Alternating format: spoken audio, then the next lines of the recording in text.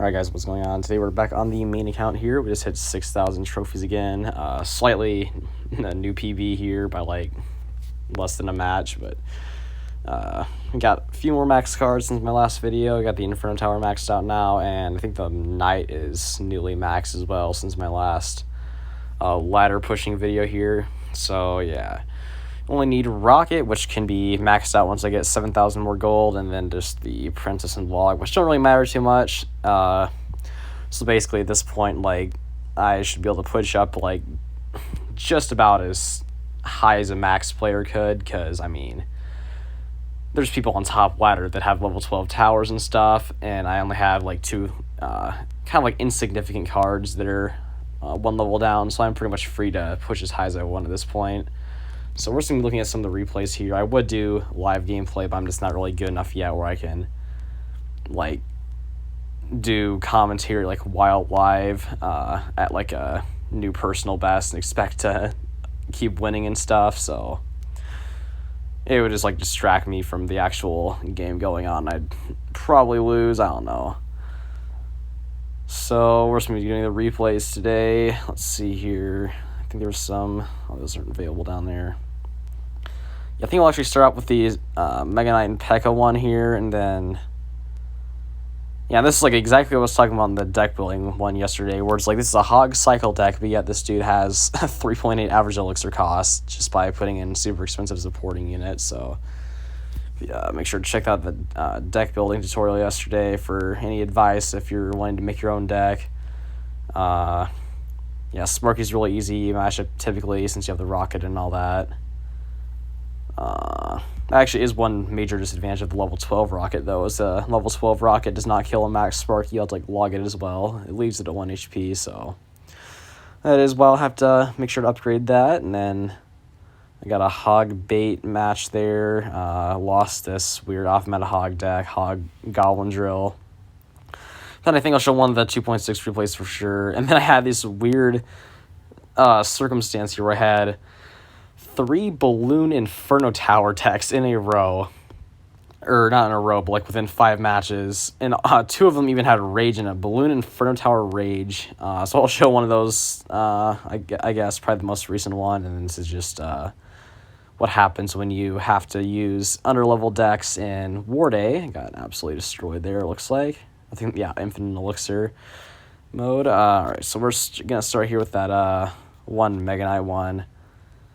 And then, yeah, we'll show that pickup bridge spam next. Yeah, so this one, I mean, it's a really stupid deck this dude's running, but just like insanely annoying deck with like the Dart Goblin and the Bats and the Firecracker on defense. And then just, of course, like the play style here is me just like spamming stuff at the bridge. So this is the definition of just super annoying mid-ladder stuff that you have to deal with. Or, I mean, like, anywhere except mid-ladder, this is not going to work. Like, any player that like knows what they're doing and stuff like should have little to no problem beating these types of decks like I did here. But just the stuff that like beginning players or like just not that experienced players are going to struggle with the most, just like all the absolute no skill cards that they can just spam at the bridge and have like little to no consequences for it. Like just getting automatic damage basically for the skeleton barrels, getting tons of firecracker chip, especially since we don't have like any arrows or anything. So we're always going to make sure to want to like log the Dart Goblin in this matchup, because we can get that like right off the board right away when he does that. But then the firecracker, you have to be like really creative. Like what you're going to want to do, I should have done it in this matchup, we'll see though, is there's a Ice Spirit placement where you can just drop the Ice Spirit off for 1 elixir, close to your King Tower kind of, and get a full HP Firecracker to activate your King Tower on there. So we'll see if I manage to do that in this matchup here. But yeah, he's just going to be spamming so hard the entire game. All the mini Pekkas at the bridge, all the Dart Goblins and Firecrackers and Skeleton Barrels at the bridge too.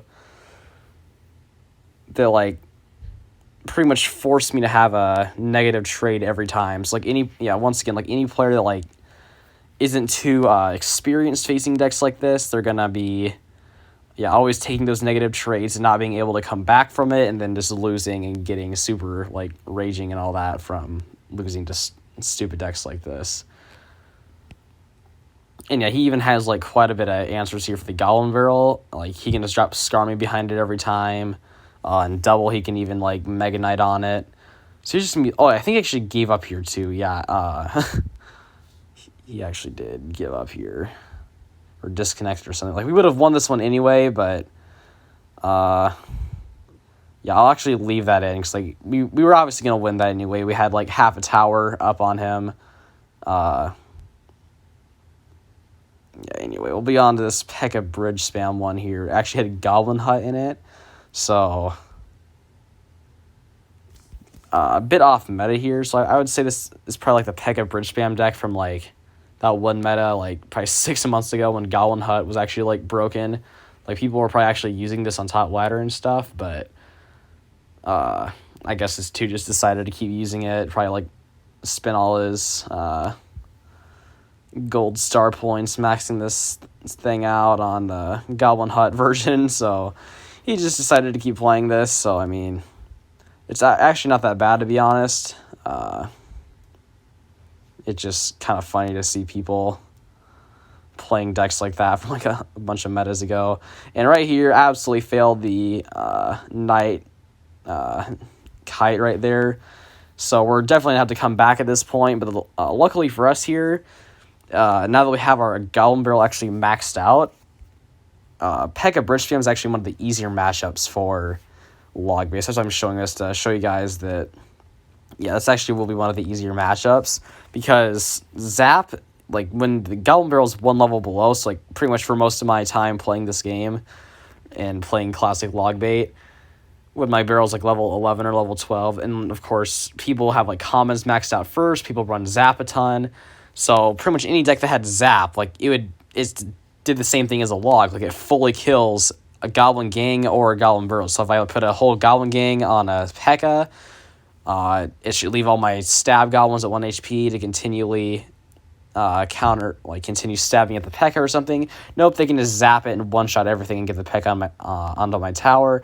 If I Goblin Barrel, they can just fully one-shot it and having it 0 damage when I should be getting at least like 2 to 3 Goblin hits off that at minimum.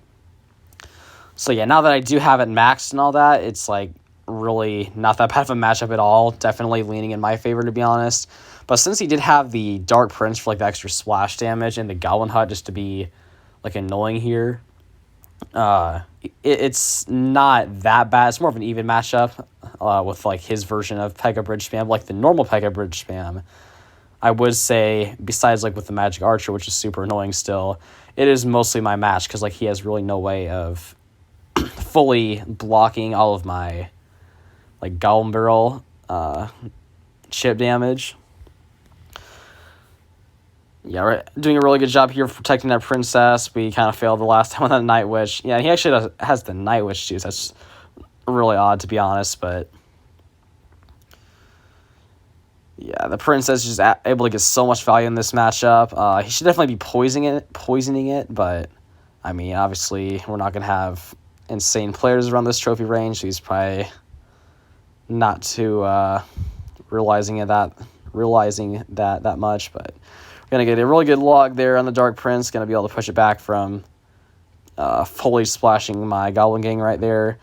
And right at this point, it's pretty even again. He's actually getting a lot of poison chip damage onto my tower there, so it actually is working out for him how he's using the poisons, just being able to get damage on my tower. But we're able to get a lot of damage there with that barrel, and that's going to put us in rocket range. So really good game there. And just remember how we came back from like basically half a tower down right away. So like it seemed like it was a close game right there, but like if I just had my brain working there and was able to kite that Dark Prince right away, we would have been looking at like a half a tower difference there at the end.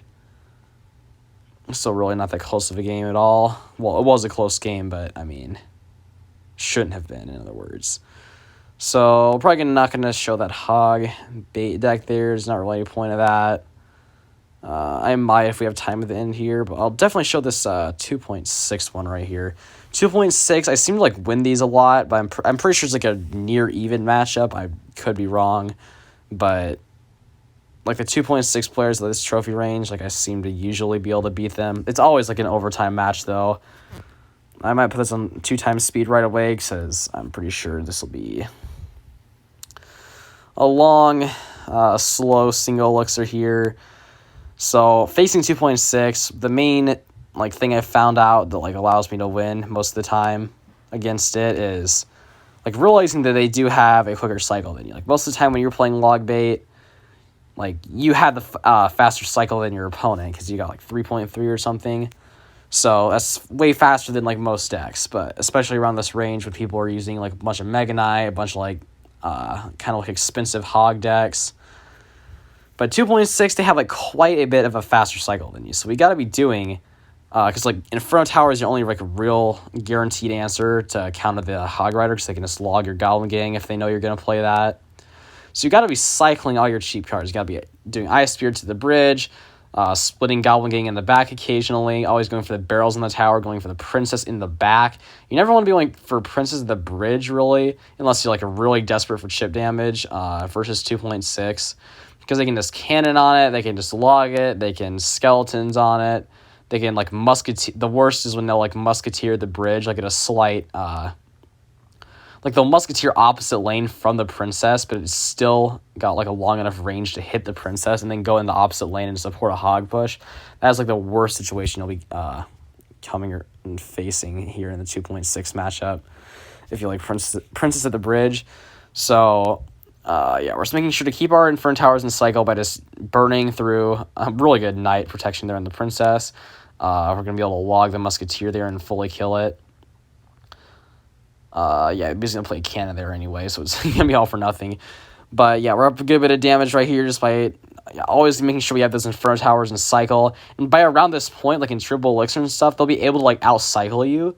So you gotta be like really careful of that, making sure to still always play your cheap cards.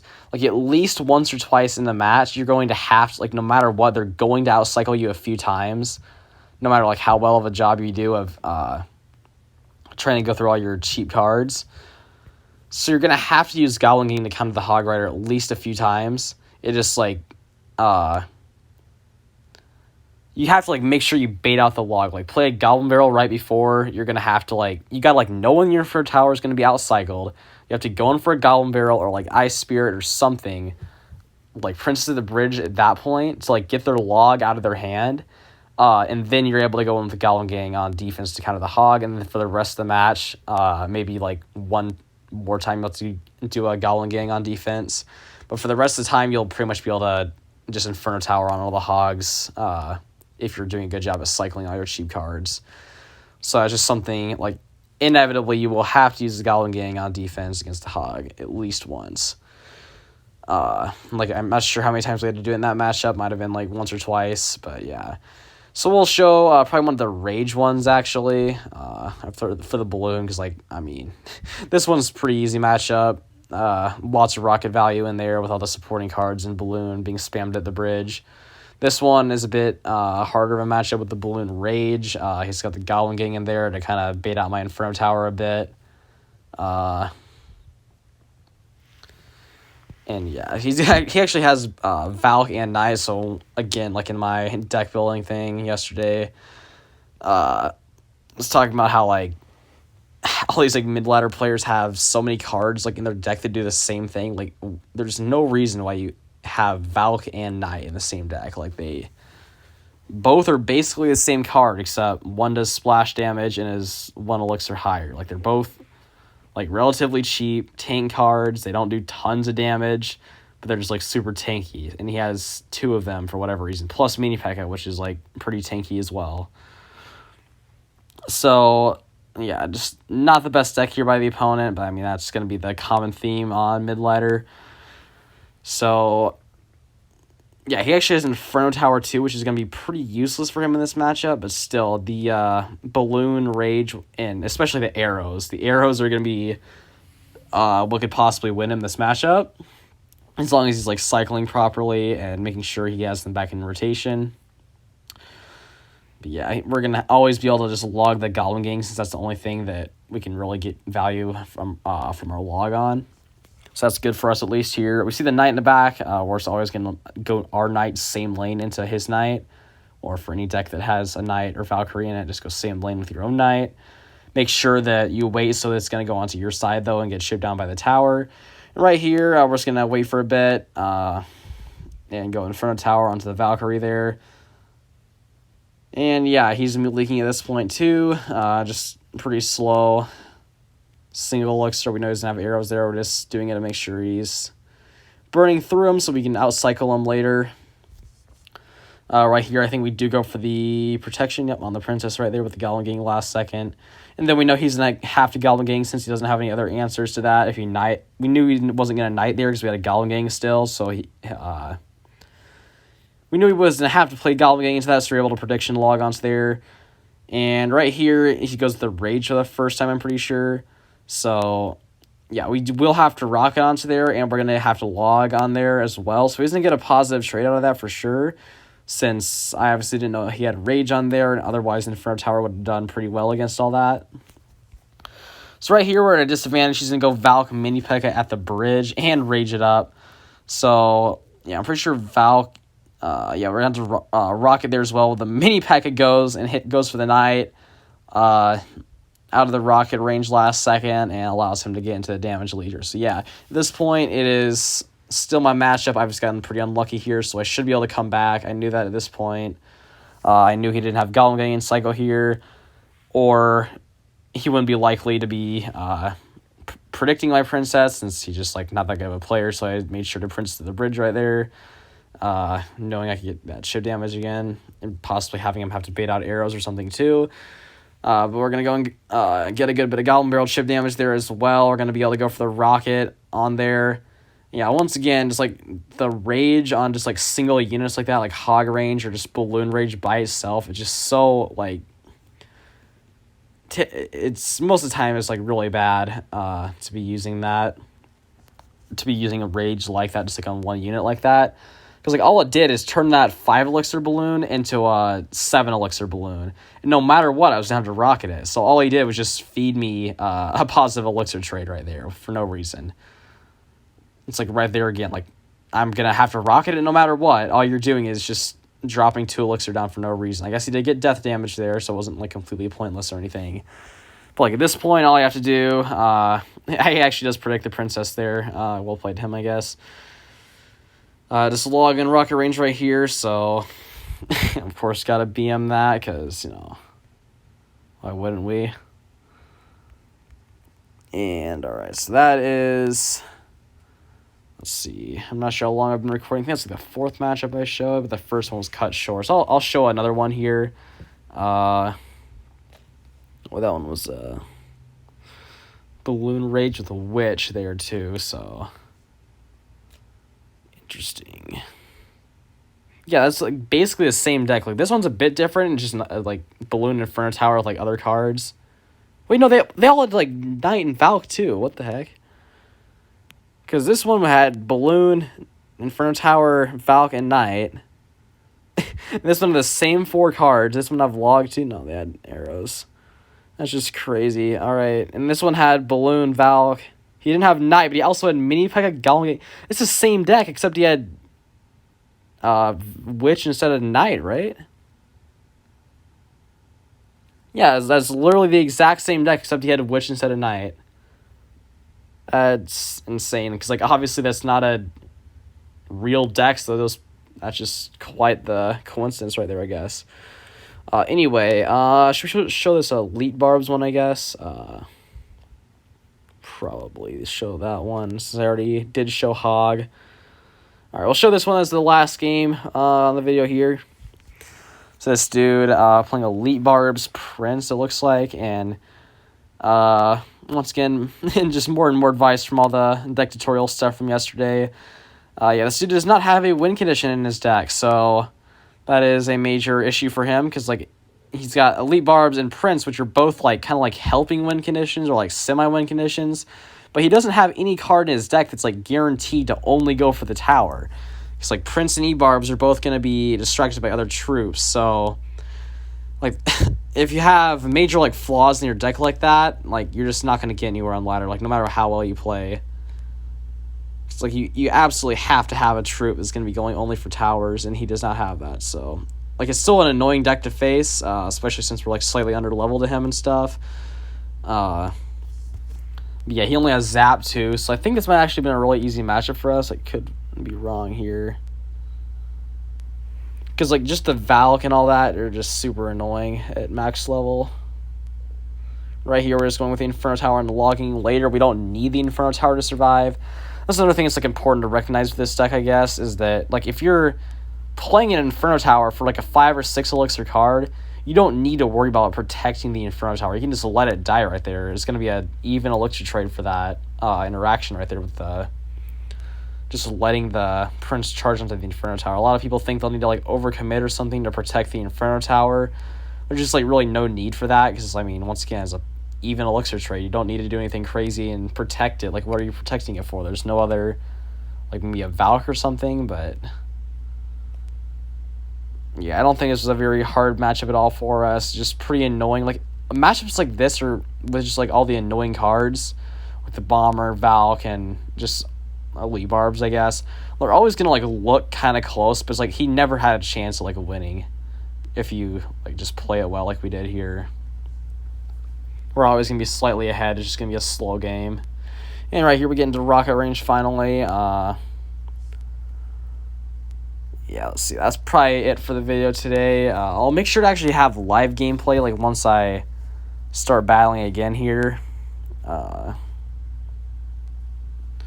Like, I'll probably, like, record a video right after this one, just doing live gameplay on ladder, and just, like, right when I get to, like, a milestone or something, like 6,000, or when I get to 6,300, I'm not gonna want to, like, do live gameplay just in case that I fall out or something, because I'm making this entire video because I got 6,000, so it'd be a bit awkward if I just lost one and fell back to 5,900 and, like, tilted or something. Oh, and draft global tournament here. I'll be doing this tomorrow probably. Yeah, I don't know. A lot of people have been, like, complaining more and more about, like, how luck-based this stuff is. I mean, it's really... I mean, it is luck-based, but, like, you notice here, like, all these people here, they're not just, like, random... Well, some of them are probably just, like, random, like, top 10,000 players. But, like, notice how consistently, like, Morden and, like, all these pros, like, IMJP here, they're always going to be at the top of the ladder on the global tournaments. Like, they're not just getting lucky. Like, they're getting... like Osama here, like, all the pros are always going to end up, like, at least at like 20 wins or higher. And that's because, like, even if they get a terrible deck, like, they know how to play, like, all the different cards, and, like, know how their opponent's cards are going to be working against them, so they're, like, able to take a terrible unlucky draft deck and, like, actually win with it and stuff.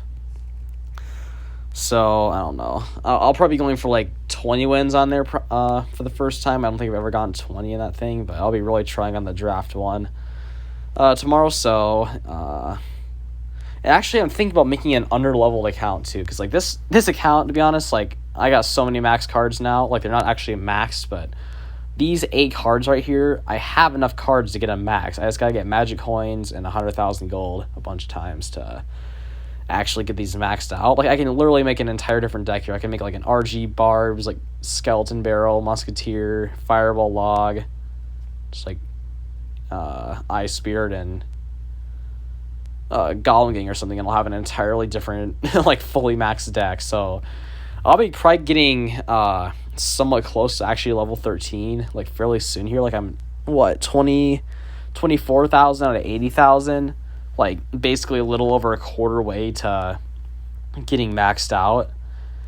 And I'll be, of course, upgrading, like, tons of these cards. Like, I haven't upgraded cards, like, in a long time, so that's why it took, like, a long time for me to get from level 12 to, like, a quarter of the way into level 12.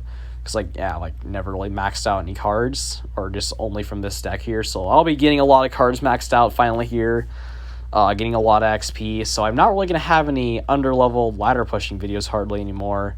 Like, I'll try to stay at level 12 for as long as possible and try to get some accomplishments for, like, level 12 to 7,000 or something. Or at least, like, level 12 to, like, a top 10k global finish. But, like, other than that, like, I'll be max player soon, and I don't think a lot of people will be as interested in watching yet another fully max player just kind of not be on top ladder or anything. So I'll probably make another account here and make it, like, permanently level 10 or 11. and try to like push on that. I'm thinking of making like a giant Sparky account like that and just trying to like max out that one deck. So let me know your opinions on that in the comments section below, and make sure to like the video if you did enjoy what you saw here today, if you learned anything new. Yeah, but other than that, I think that's all. Covered all the bases there, and we'll be seeing you in a few days here, or hopefully sooner, maybe even tomorrow, for the global tournament and the next ladder pushing video. So seeing you then.